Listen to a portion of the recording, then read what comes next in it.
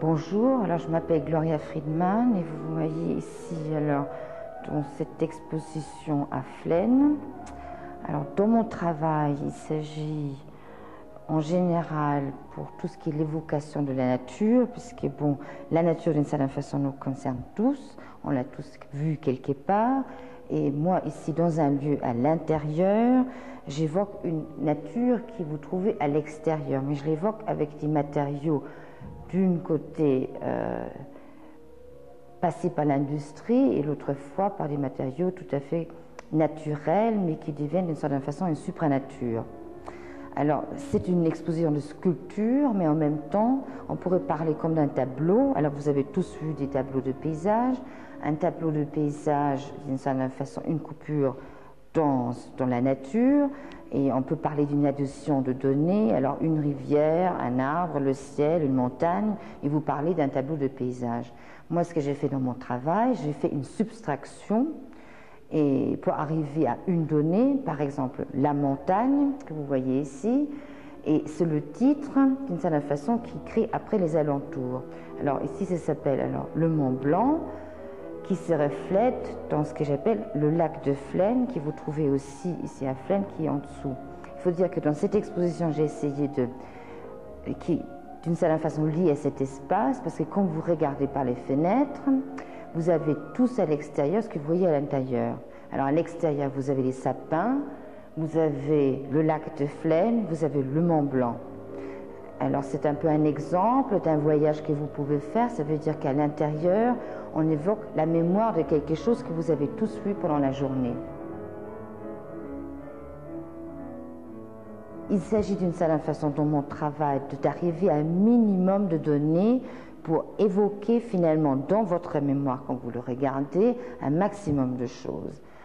Alors je prends alors un recours à des matériaux contemporains. Comme j'ai dit, passer par l'industrie, ça veut dire au début c'est un matériau naturel, il passe par l'industrie et on appelle après en général d'une certaine façon plus naturelle du tout.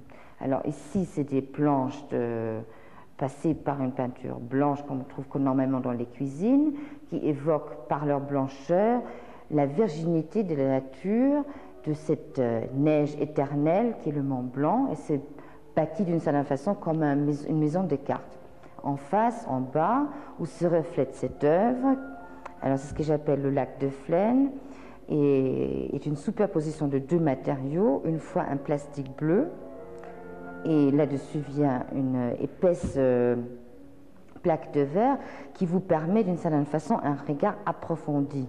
Parce qu'on peut dire l'eau est souvent représentée plutôt par un miroir, ça veut dire que ça reflète la lumière extrêmement vite. Pour moi, l'eau est plutôt une profondeur dans laquelle on peut se perdre. Alors ici, vous avez les deux, vous avez le reflet, et en même temps, quand vous vous y approchez, vous avez la profondeur de regard.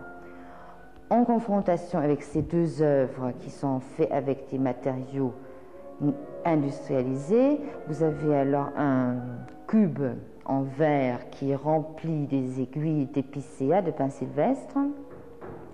Alors vous avez d'une côté une sculpture verte, comme un bloc de peinture vert, et en même temps vous avez une peinture parce que les branches d'épicéa arrivent tout de suite à un mouvement tout à fait incontrôlé par moi d'ailleurs, qui évoque un peu des traits de peinture. C'est une œuvre vivante, ça veut dire elle est en même temps éphémère, elle a une certaine durée, à un moment elle est entièrement verte, et à la longueur des journées qui passent, il y a une certaine détérioration de l'œuvre qui arrive, et des petits champignons qui poussent. Il y a en plus un microclimat à l'intérieur qui s'est créé, qui fait que vous avez l'eau qui se pose comme ça à l'intérieur des parois de verre et qui va remonter après par le haut, comme dans la nature. En même temps, quand vous vous approchez, vous arrivez à capter l'odorat des épicéas que vous voyez en même temps à l'extérieur. Alors c'est en même temps une œuvre qui représente sa propre nature et en même temps ça devient une supranature en soi-même. En face de ces trois sculptures, Alors, on a une œuvre que moi j'appelle, alors à côté du ver boisé qui était là-bas, vous avez une œuvre qui s'appelle alors hors saison. Hors saison parce que c'est quelque chose qui restera toujours en dehors de toutes les saisons. C'est des feuilles qui ont passé 3 hivers sous la neige. C'est des feuilles alors qui sont comprimées dans un caisse de verre. Il s'agit d'une certaine façon, vous avez le bruit qui reste à l'intérieur. En même temps, cette végétale est en train presque de devenir de la terre. Et c'est quelque chose qui restera toujours en dehors de toutes les saisons. Parce qu'il est enfermé maintenant, je veux dire, son état il est fixé. Bon, ma raison d'être à Flaine, à part de faire une exposition, est un peu élargie, puisque j'ai un projet plus monumental, mais qui cette fois se trouvera à l'extérieur. Alors, comme vous avez compris, que je vous ai un peu raconté, c'est que ce travail que j'ai fait tourne autour de l'évocation à l'intérieur. Pour moi, c'était très important, au point que je suis, parce que je suis quand même encore une jeune artiste, d'élargir cette œuvre et de confronter ces pièces à l'extérieur. Ça veut dire à une véritable nature, à un vrai ciel, à des vrais arbres qui poussent autour, etc. Ça veut dire que dans un cas comme ça, il faut commencer à avoir une réflexion tout à fait différente. Parce que si je mettrais une des œuvres qui sont ici à l'intérieur, à l'extérieur, ça n'aura aucun sens. Parce que c'est une évocation, un rappel à la mémoire. Tandis que maintenant, ici, vous y êtes, vous y serez complètement. Alors, premièrement, j'ai eu cette idée de faire une œuvre à l'extérieur, en haut sur la montagne. Ça veut dire que c'était vraiment l'histoire d'un rêve. Alors, j'ai écrit un petit livre, une sorte de traité d'intention, qui d'une certaine façon expliquait cette idée sans pouvoir la préciser, puisqu'il s'agissait premièrement de trouver un endroit et un espace dans la montagne qui ensuite donnera d'une certaine façon ses intentions à moi, c'est ce qu'on appelle le génie des lieux, pour me donner des idées après pour une sculpture qui pourrait renforcer les esprits habités par ces lieux. Alors j'ai rencontré monsieur et madame Boissonnas qui après m'ont invité de venir ici. Alors l'été dernier, je me suis beaucoup promenée ici autour de Flaine, dans les Alpes, sur les montagnes. J'ai trouvé un lieu qui est alors en face du Mont Blanc.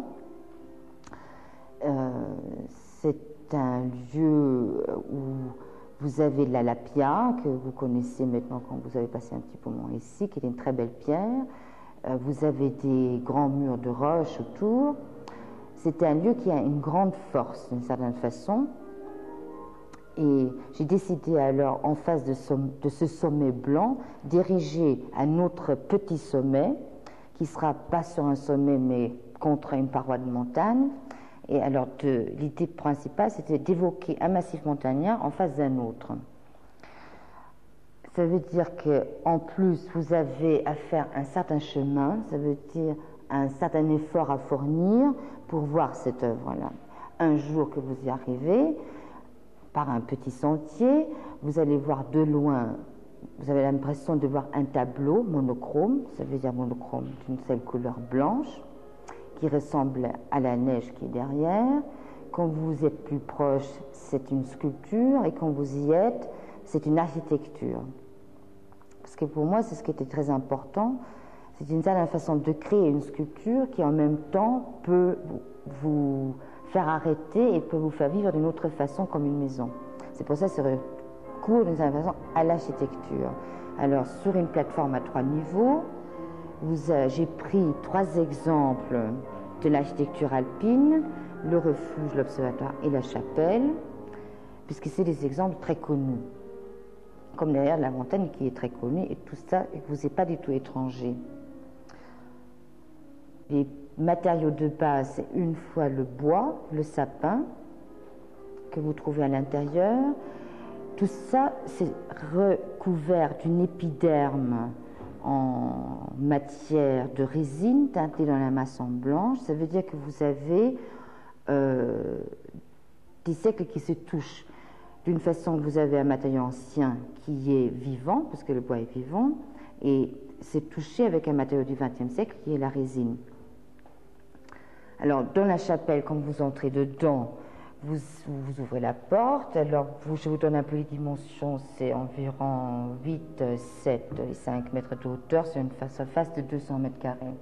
La chapelle, vous voyez bien, bon, j'ai pris alors la forme géométrique de base du triangle, qui d'une certaine façon évoque la montagne et en même temps, quand même, une élévation de l'esprit en soi-même. Le triangle, après, dans l'architecture, devient alors les façades des maisons et les façades évoquent les parois de montagne. Alors, à l'intérieur de chaque fois, c'est 3, alors l'unité des 3, le triangle est isocèle des 3 côtés. Vous entrez alors dans ce lieu que j'appelle la chapelle, qui est un peu un lieu qui est fait pour une contemplation et la méditation. Vous marchez sur un sol de terre battue. C'est un mélange de sel, d'argile et de chaux qui vous fait d'une certaine façon un peu un rappel à vos origines, d'où on vient.